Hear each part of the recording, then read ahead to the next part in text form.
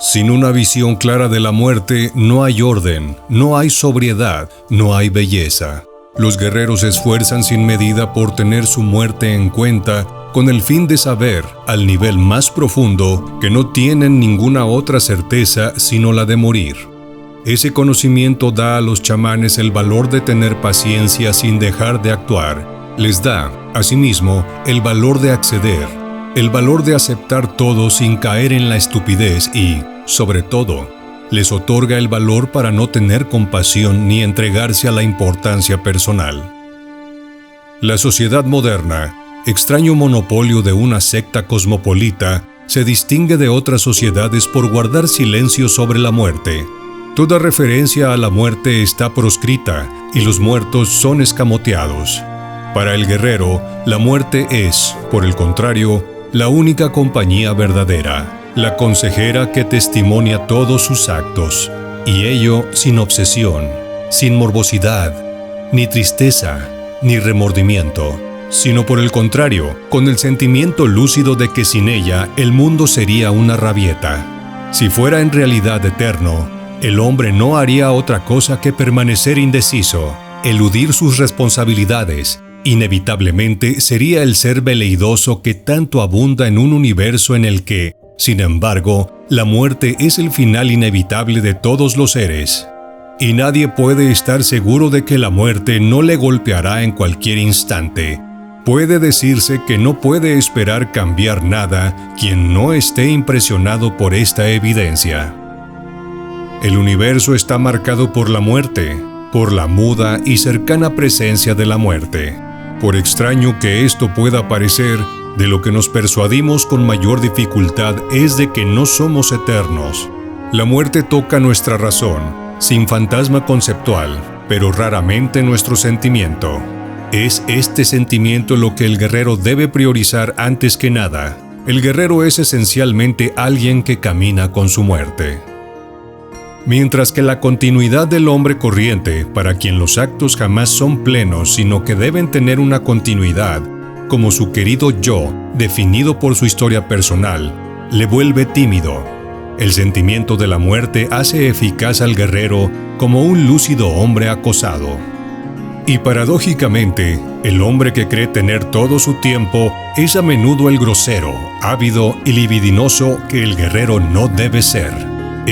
Si actúa con el sentimiento de la urgencia, jamás actuará con odio y ciertamente rechazará comportarse como un cerdo, so pretexto de que la vida le ha de faltar, como el hombre común sorprendido por una catástrofe inminente. El guerrero forja su paciencia, que es el arte de perseguir su objetivo sin proyectar nada de antemano, viviendo con plenitud el momento presente. El guerrero no puede perturbarse, ya que siempre está preparado. El sentimiento de la muerte, por el contrario, le torna dulce y bondadoso, pues para él, ante este fin irremediable, todos los destinos son válidos.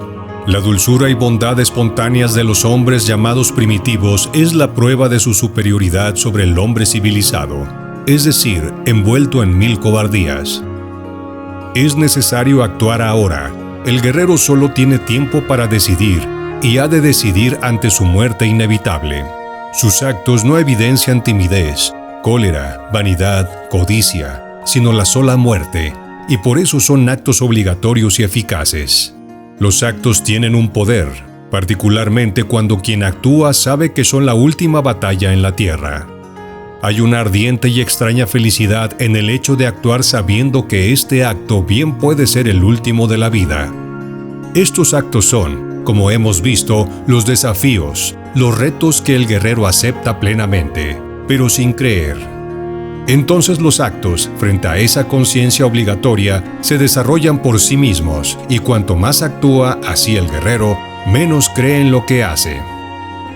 La muerte está en todas partes. ¿Acaso esté en los faros de un coche que alumbran tras nosotros desde lo alto de una colina distante? Pueden permanecer visibles por un rato y entonces desaparecer en la oscuridad como si se los hubiera tragado la tierra, para aparecer sobre otra colina y luego desaparecer de nuevo. Esas son las luces que lleva la muerte sobre su cabeza. La muerte se las pone por sombrero y se lanza al galope, ganándonos terreno, acercándose más y más. A veces apaga sus luces, pero la muerte nunca se detiene. La muerte está omnipresente en un universo terrible y espantoso. Está detrás de cada cosa, discreta, omnipotente y evanescente. La idea de la muerte desata suficiente al hombre hasta el punto de hacerle incapaz de abandonarse.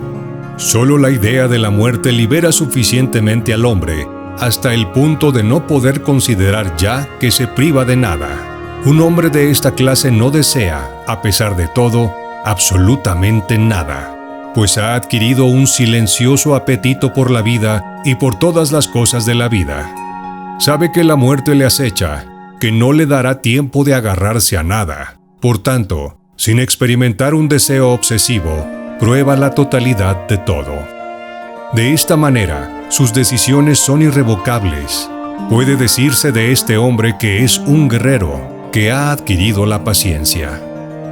El sentimiento de la muerte hace actuar con la perfección y el desapego de quien no cree en nada, quien no codicia nada, pues todo el placer radica en no tener nada que ganar, nada que perder.